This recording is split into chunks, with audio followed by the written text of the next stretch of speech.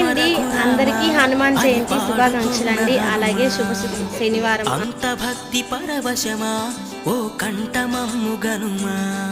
సరదాగా నా గాలి పాట వినుమా విన్నాక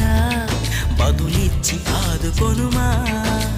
గాలికి పుట్ట గాలికి పెరిగా అచ్చం నీలాగా నిత్యం నీతో ఉన్నాగా ఇద్దరి లక్షణం ఒకటేగా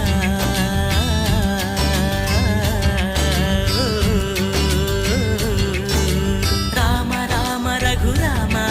అని పాడుతున్న హనుమా అంత భక్తి పరవశమా ఓ కంఠ